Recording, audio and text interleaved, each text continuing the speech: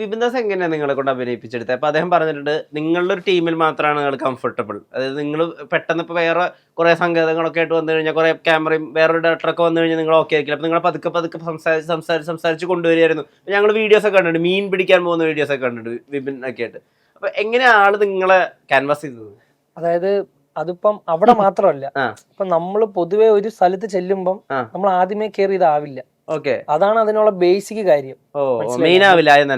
നമ്മള് ഇപ്പം അതിപ്പോ അവിടെ ആ സിനിമയുടെ ലൊക്കേഷൻ ആയതുകൊണ്ടാണ്. ഇപ്പൊ നാളെ നമ്മളൊരു വീട്ടിൽ പോവുകയാണെങ്കിൽ നമ്മൾ അവിടെ കയറി ആദ്യമേ ബഹളം വെക്കില്ല. നമ്മള് പയ്യെ അപ്പൊ അതായിരിക്കും ചേട്ടൻ ആദ്യമേ കണ്ട നമ്മളെ, മനസ്സിലായില്ല. അപ്പൊ അതേ കണക്ക് പിന്നെ ചേട്ടനെ അത് അക്സെപ്റ്റ് ആയി. ഓക്കെ, പിന്നെ അവർക്ക് ആ രീതി പറ്റുമെന്ന് ചേട്ടൻ തോന്നിയോണ്ടാണ് പിന്നെ പല രീതിയിലുള്ള റോളും കാര്യങ്ങളൊക്കെ മാറി തിരിഞ്ഞൊക്കെ വന്ന. അതായത് നമ്മളാ ചെല്ലുമ്പോഴേ സിനിമയിൽ നമ്മൾ അത്രയും ആക്റ്റീവ് ആയിരിക്കുമല്ലോ. കാര്യം നമ്മൾ പുതിയതായിട്ട് കാണുന്ന ആൾക്കാര് നമ്മൾ ഇതോട്ടും ജീവിതത്തിൽ കാണാത്ത, അതായത് ഇപ്പൊ പ്രൊമോഷന്റെ ഭാഗമായിട്ട് ചെന്നപ്പോഴാണ് നമ്മൾ ഈ ഓരോ റിയാലിറ്റി ഷോയിലൊക്കെ സെറ്റ് തന്നെ കണ്ട. മനസ്സിലായില്ല, നമ്മൾ ഇതിൻ്റെ അകത്ത് ഇത് എങ്ങനെയാ സെറ്റ് ചെയ്ത് വെച്ചേക്കുന്നത്. അതായത് അറിയത്തില്ല, തുറന്നു കയറുമ്പോൾ വേറെ സ്ഥലം. കാര്യം നമ്മൾ ഈ വീഡിയോ ഇടയിലായാലും അങ്ങനെ പോകുന്നില്ല. നമ്മളിപ്പോ പടത്തിന്റെ ഭാഗമായിട്ടാണ് ഇവിടെയൊക്കെ ചെല്ലുന്നത്, മനസ്സിലായില്ലേ.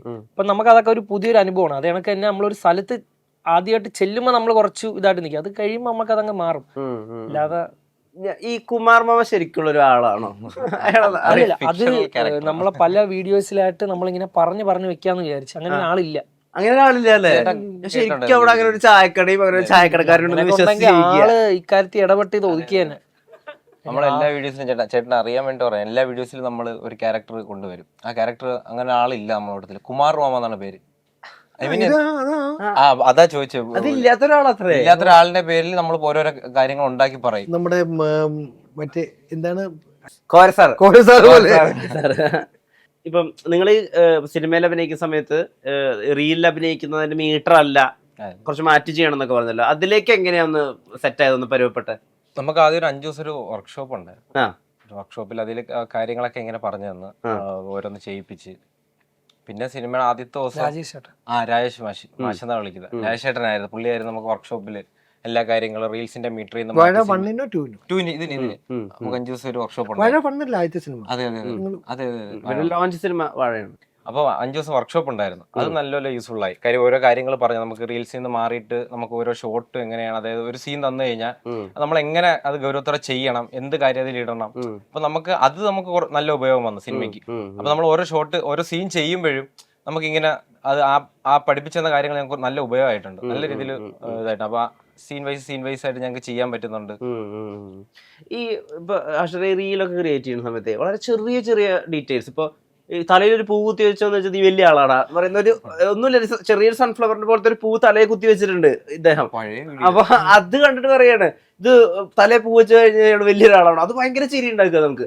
അതുപോലെ ഇപ്പൊ നമ്മൾ പലതരം ഫലൂഡകൾ കേട്ടിട്ടുണ്ട്, അല്ലെങ്കിൽ നമ്മൾ ഈ പറഞ്ഞ പോലെ മെനുവിൽ കണ്ടിട്ടുണ്ടെങ്കിൽ മോൺസ്റ്റർ ഫലൂഡ എന്ന് പറയുന്ന സാധനം മെനുവിൽ ഉണ്ടായിരുന്നല്ലോ, അത് ഇത്ര വലിയ സാധനമാണല്ലോ എന്ന് നമുക്ക് തോന്നുന്നത് നിങ്ങളുടെ റീല് കാണുമ്പോഴേ. ഈ ചെറിയ ചെറിയ ഡീറ്റെയിൽസ് എങ്ങനെ സംസാരിച്ച് വരുന്നതാണോ? അതെങ്ങനെ അറിയാം ബ്രോ, അത് പ്ലാൻ ചെയ്യുന്നതല്ല.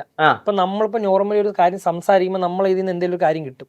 അത് റിയൽ ലൈഫിൽ ആൾക്കാർ നോർമലി പറഞ്ഞു പോണേ. അപ്പൊ നമ്മളെ വീഡിയോ ഇങ്ങനെ റിപ്പീറ്റ് വരുന്നതുകൊണ്ട് നിങ്ങൾ അത് ശ്രദ്ധിക്കുന്നത്.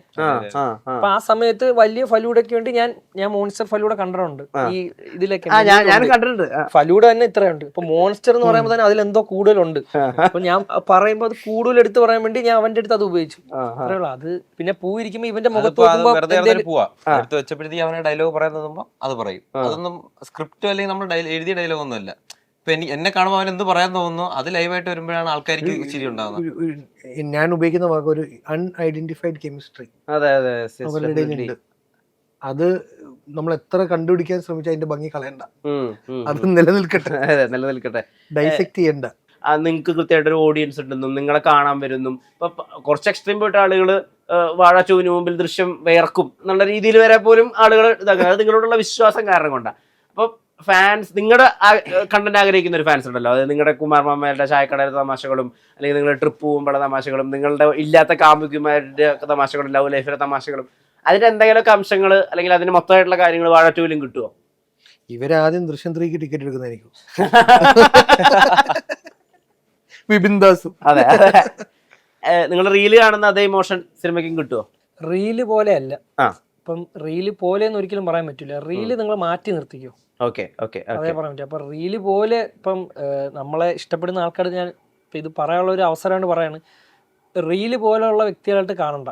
നിങ്ങൾ ഒന്നും പ്രതീക്ഷിക്കേണ്ട. നിങ്ങൾക്ക് അറിയാവുന്ന 4 പേര് ഒരു സിനിമ ഇറങ്ങി അത് വന്ന് കണ്ടിട്ട് വേണം നിങ്ങൾ എന്താണ് പറയാനുള്ളത്. അല്ലാതെ എന്താണ് നമുക്കും പറഞ്ഞുതരാൻ അറിയില്ല. കാര്യം എന്താണ്, അതെ അതെ, കണ്ടിട്ടില്ല എന്ന് മാത്രമല്ല അതെന്താണ് നിങ്ങൾ കണ്ടിട്ട് പറയണം. പക്ഷെ നമ്മളൊരു ഫസ്റ്റ് ടൈം ആയതുകൊണ്ട് അവർക്കും അത് എങ്ങനെ ജഡ്ജ് ചെയ്യണം എങ്ങനെ അറിയില്ല. എങ്ങനെ നിങ്ങൾ ജഡ്ജ് ചെയ്യിക്കണം എന്ന് പറയാൻ അവർക്കും ഇതിൽ കിട്ടിയിട്ടില്ല. അവര് പറയുന്നതാണ് കറക്റ്റ് ആയിട്ട് എനിക്ക് ഫീൽ ചെയ്ത്. വന്ന് കാണൂ, ഫസ്റ്റ് അല്ലേ, ഇപ്പം ഇൻവൈറ്റ് ചെയ്യും. നമ്മൾ അറിയത്തില്ലായിരുന്നെങ്കിൽ നമുക്ക് കുറച്ച് കാര്യങ്ങൾ പറഞ്ഞു കൊടുക്കായിരുന്നു, ഇതാണ് അപ്പൊ നിങ്ങൾ വന്ന് കണ്ട. അപ്പൊ നിങ്ങൾക്ക് നമ്മൾ അറിയാവുന്നുള്ളൊരു വിശ്വാസത്തിൽ പറയാണ്, അപ്പൊ നിങ്ങളൊന്ന് വന്ന് കണ്ട് നോക്കിയിട്ട് എന്താണ് നിങ്ങൾ അഭിപ്രായം പറയാം. കല്യാണത്തിൽ പങ്കെടുക്കൂ.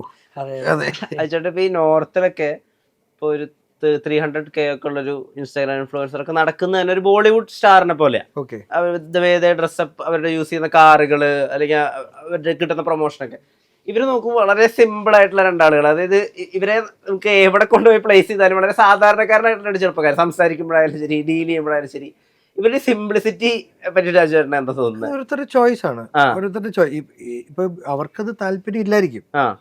അവര് ഹോൾഡ് ചെയ്യുന്ന ഒരു മിനിമലിസത്തോ ആയിരിക്കും അവരുടെ കംഫർട്ട് സോൺ. ഇപ്പം എക്സാമ്പിൾ പറഞ്ഞാൽ ചിലർക്ക് ഇപ്പൊ നേരത്തെ പറഞ്ഞ പോലെ ആ ഇത് ഹോൾഡ് ചെയ്യാൻ പറ്റും കംഫർട്ടബിൾ ആയിട്ട്, മറ്റവർക്ക് അത് ബാധ്യതയായിരിക്കും. ഇപ്പൊ ഇവർക്ക് അത് ഹോൾഡ് ചെയ്യാൻ താല്പര്യം ഇല്ലാഞ്ഞിട്ടോ ഒന്നും ആയിരിക്കില്ല, പക്ഷെ ചിലപ്പോ അവർ അൺകംഫർട്ടബിൾ ആവും. ഏതാണെന്നുള്ള ഒരാളുടെ ചോയ്സ് ആണ്. എന്താണ് ഇത്രയും സിമ്പിൾ ആവാനുള്ള? അല്ല, അതെങ്ങനെയാണെന്നറിയാം, അത് ഇപ്പൊ എനിക്കിപ്പോ നല്ല ഇച്ചിരി ബ്രാൻഡ് ആയിട്ടുള്ള ഡ്രസ്സ് ഇടാനും ഒരു അത് പൈസ ഉണ്ടെങ്കിൽ ഇല്ലെങ്കിൽ ചില ആൾക്കാർ ചില ഇഷ്ടങ്ങൾ വരും, മനസ്സിലായി? അതൊക്കെ ഓരോരുത്തർ ഇഷ്ടം അനുസരിച്ചാണ്.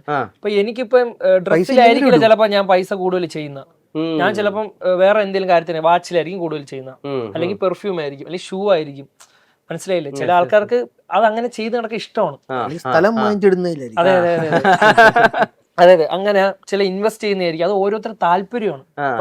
ഇപ്പൊ എനിക്ക് ഇപ്പൊ നമ്മളാണെങ്കിലും നമ്മൾ നോർമലി ഇങ്ങനെയാണ്, അതായത് നമുക്കിതാണ് ഏറ്റവും ലാസ്റ്റ്. നേരത്തെയാണ് നമ്മൾ ഇങ്ങനെ തന്നെ. പിന്നെ പറയാനുള്ള കാര്യം എന്ന് വെച്ചാൽ, ഇപ്പൊ നമ്മളിപ്പോ ഒരു ഫുഡ് കഴിക്കാൻ പോണെങ്കിൽ തന്നെ നമുക്കൊരു ഇപ്പൊ ഇനി എത്ര പൈസ എന്ന് പറഞ്ഞാൽ എത്ര, ഒരു വലിയ കടയിൽ കയറിയാലും നമ്മൾ കുറച്ചൊന്ന് ഒതുങ്ങിപ്പോകും, നമ്മൾ ഇങ്ങനെ വലിയ ബഹളം ഇല്ലാതെ.